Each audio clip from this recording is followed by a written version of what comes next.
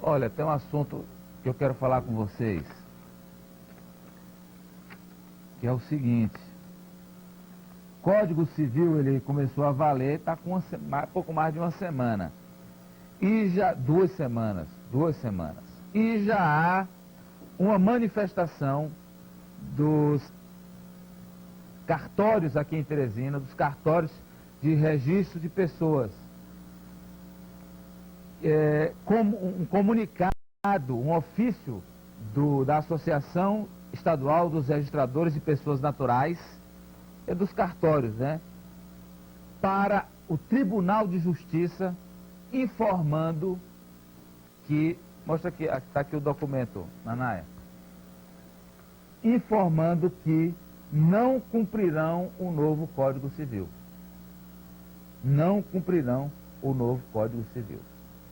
É que o novo Código Civil determina que estes cartórios deem gratuidade para o registro, a certidão de casamento e registro e primeira certidão, quer dizer, certidão de nascimento, né, e óbito, para as pessoas reconhecidamente pobres. O novo Código Civil, que está valendo, prevê gratuidade, quer dizer, a pessoa que é reconhecidamente pobre teria que obter de graça a sua certidão de casamento, nascimento e óbito no cartório. Só que a Associação dos Cartórios, através de seu presidente, Antônio Biratã Vieira, enviou ofício ao Tribunal de Justiça, encaminhado ao desembargador Aldemar Soares Lima, corregedor-geral da Justiça em exercício, informando que os cartórios não podem cumprir essa determinação do Código Civil. Não podem cumprir. Aqui eles alegam que os cartórios têm uma série de despesas, despesas de custeio, despesas de investimento e despesas de pessoal. E para essas despesas eles não contam com qualquer receita extra do Estado, ou do município, ou da União. Apenas com o que eles recebem do dinheiro desses registros. E por isso não podem pagar para trabalhar. Em linhas gerais, é isso que os cartórios alegam. E que descumprem o Código Civil para cumprir a Constituição Federal, que diz que os cartórios, por lei, têm direito assegurado a cobrar de quem quer que seja, tanto pela habilitação do casamento, como pelo registro e expedição da primeira certidão, e aqui cita o artigo da Constituição Federal. Você vê que há uma colisão de direitos. Eu estou até aqui com o presidente da Ordem dos Advogados do Brasil, secção Piauí, doutor Álvaro Mota. Boa tarde, doutor Álvaro. Boa tarde, Amadeu. Boa tarde, telespectadores. Eu falei certo, doutor Álvaro? É uma colisão de direitos aqui, no caso? O que está havendo? Porque os cartórios estão dizendo, olha, tem uma lei aí, o Código Civil, que diz que é para me fazer de graça. Mas a Constituição me diz que eu posso cobrar. Então eu vou cobrar. O que está havendo aí, doutor Álvaro? Veja bem, essa questão já é antiga. De fato, existe uma norma na Constituição, estou sem ela aqui, que garante a gratuidade do registro. Mas eu posso passar aqui um documento que diz... O fundamento filosófico... Qual é o artigo, qual é o o fundamento filosófico do novo Código Civil é exatamente o espírito de colaboração, de solidariedade, e que veio, apesar do Código ter demorado 28 anos para ser aprovado, veio num momento muito interessante, onde há uma grande expectativa da população nessa questão da cidadania. Por exemplo, nos nossos trabalhos nos direitos humanos da Ordem dos Advogados, muitas pessoas se sentem inibidas de reivindicarem seus direitos por não terem um documento, por não se sentem pessoas, não se sentem legitimadas. Então eu acho que isso é uma questão relevante, é uma questão que merece ser vista, ser cumprida. É uma questão que efetivamente precisa ver com ponderação, porque o fato de se atribuir a gratuidade da certidão é uma coisa, é aquela história de lei que pega e lei que não pega. Por quê? Porque veja bem, uma certidão dessa não é um puro pedaço de papel. Isso existe todo um processo. Exige que os cartórios tenham funcionários, exige que um custo do papel. Eu acho que os cartórios, evidentemente, têm o privilégio e cobram muito caro por outros serviços. Eu acho que podem muito bem adequar os seus custos e cumprir o novo Código Civil. Eu acho que essa questão do novo Código Civil trouxe muitas mudanças significativas, uma delas é essa, não é? E eu acho que a questão hoje, essa questão já é antiga, eu inclusive já vi um entendimento entre o Tribunal de Justiça, o Estado do Piauí e alguns cartórios, essa questão do fornecimento do material, não é? É como tudo na vida, tem o ônus e o bônus. Quer dizer, o bônus do cartório é ter o privilégio de ter a fé pública, de cobrar por escritura, cobrar por autenticação, mas tem que fazer a sua parte social. Nós, advogados, por exemplo, eu pessoalmente e alguns colegas, nós temos uma assistência judiciária na OAB, quer dizer, nós atendemos as pessoas de graças. Eu acho que um país pobre como é o Brasil, e especialmente uma região carente como é o Piauí, eu acho que é necessário uma reflexão das pessoas, é necessário que essa questão seja vista com parcimônia, e, evidentemente, é necessário que haja um regramento para que não hajam abusos. Mas o fato é que o código está em vigor e tem que ser cumprido. Mas ele alega aí que é uma lei que é menor que a Constituição Federal, que é a lei maior. Olha, Amadeu, isso precisa ver, toda uma questão aqui, não está citando tão somente a Constituição, o artigo 236, não tem o texto ipsilitris, eu não posso me pronunciar nesse sentido, mas faz referência aqui à Lei 6.015, que teve parte revogada pelo novo Código Civil.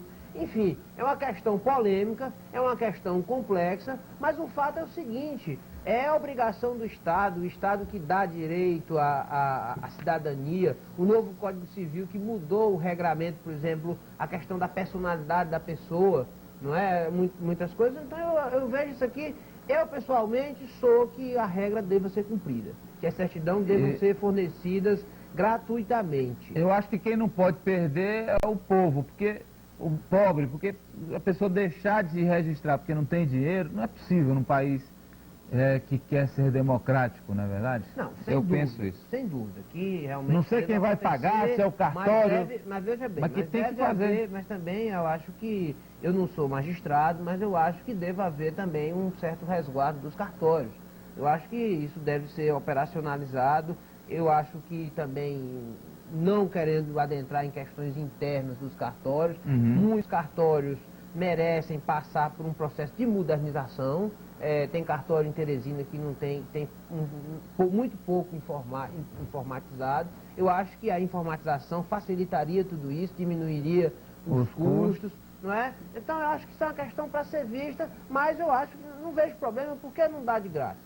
Eu acho que é uma coisa que é um direito, digamos assim, constitucionalmente assegurado e tutelado agora no novo Código Civil. Agora, a questão que ainda gerará muita discussão e polêmica, porque está aqui o ofício encaminhado pela associação ao Tribunal de Justiça.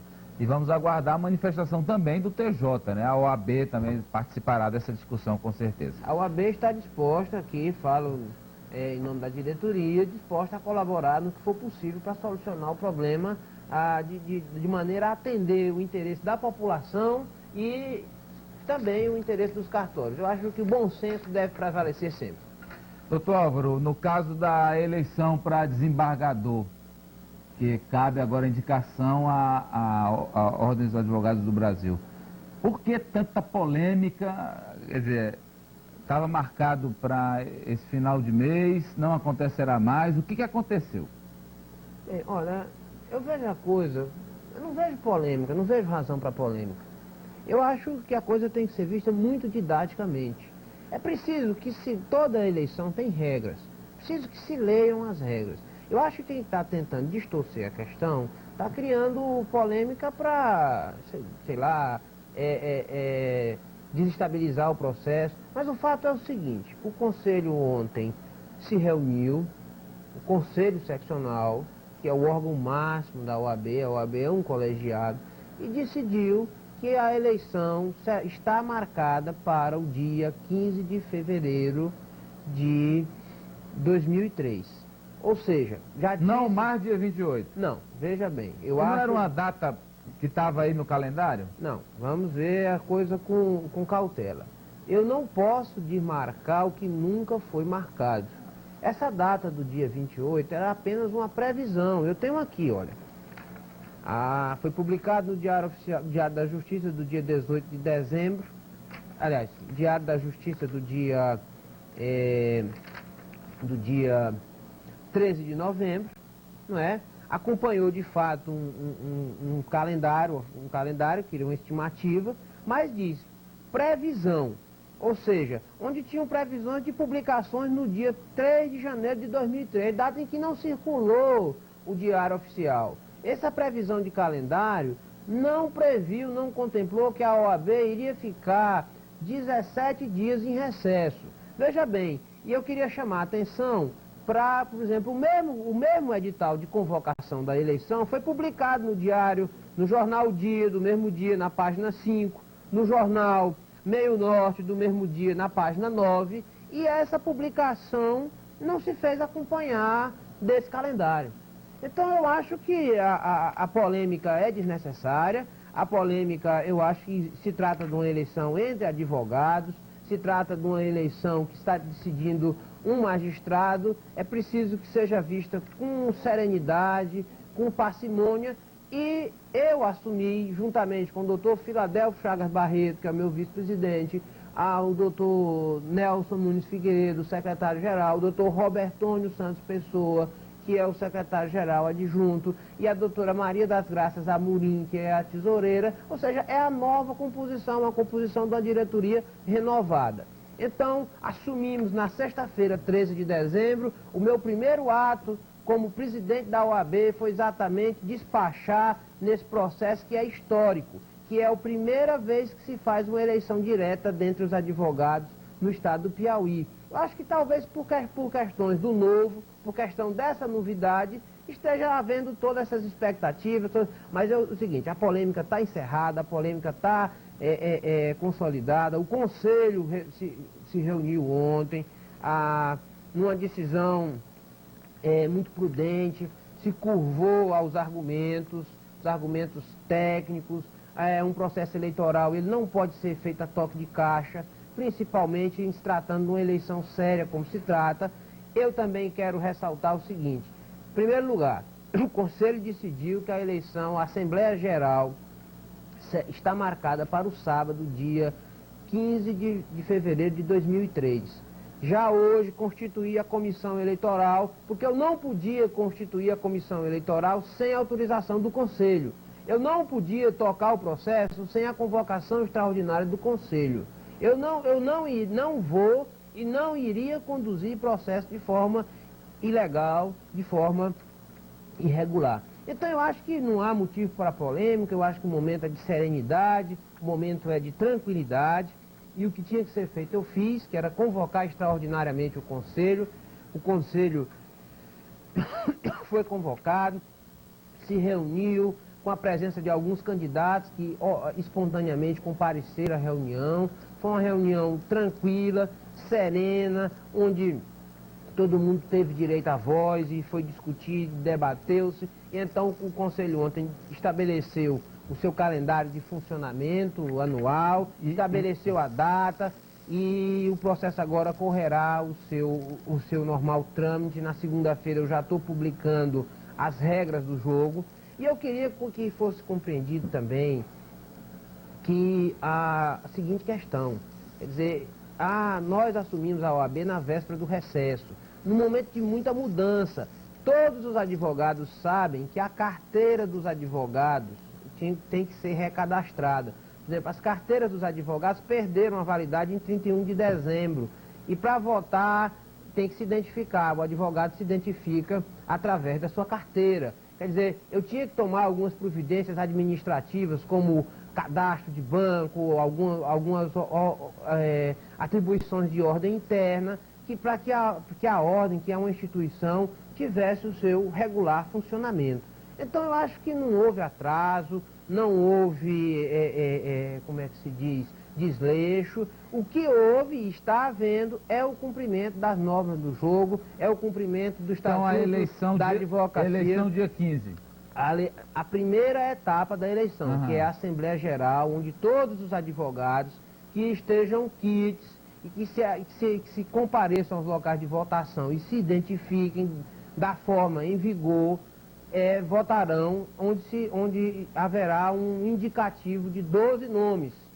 Tá. Que serão, Esses advogados escolherão 12. Depois disso, os 12... depois esses 12 nomes serão sabatinados numa sessão pública, no auditório da OAB, quer dizer, pelo Conselho, a fim de que os conselheiros firmem uma ideia dos candidatos e nesse mesmo dia, em ato contínuo, o Conselho votará uma lista sêxtupla que será encaminhada imediatamente, no dia seguinte, ao Tribunal de Justiça, para que este, segundo os seus regimentos, segundo as suas normas legais, segundo as suas formas, estabeleça a votação de 6 que a ordem manda para 3, a fim de que vá para o governador Wellington Dias os 3 nomes, que esse no prazo de 5 dias tem que nomear o desembargador. Escolherá um. Doutor Álvaro Antônio diz aqui, passei uma procuração pública para uma pessoa ser o meu procurador. Agora não quero mais que essa pessoa seja meu procurador, porque ela está me ludibriando. Fui ao cartório para cancelar a procuração, só que o cartório me cobrou R$200 para cancelar. No dia que fui fazer a procuração, paguei só 7. Isso está certo? Bom, isso, veja bem, a gente se manifestar sobre documentos é uma coisa que precisa ver a procuração, precisa ver como é a natureza do documento. Evidentemente que existem os custos. O Antônio, se depois pretender, pode me ligar lá na Ordem dos Advogados, municiado dos documentos, que eu me manifesto sobre a questão. Eu não posso dizer sem ver a procuração qual é a natureza, quais são os poderes e tal. O fato é o seguinte, o caminho correto se a procuração foi pública, é que ela seja desfeita onde foi feita. Agora, tem que observar o procedimento junto ao cartório. Então, a resposta que eu tenho a dar à pergunta é essa. Muito obrigado ao senhor pela presença aqui com a gente hoje, nos esclarecimentos, doutor Álvaro Mota. Muito obrigado.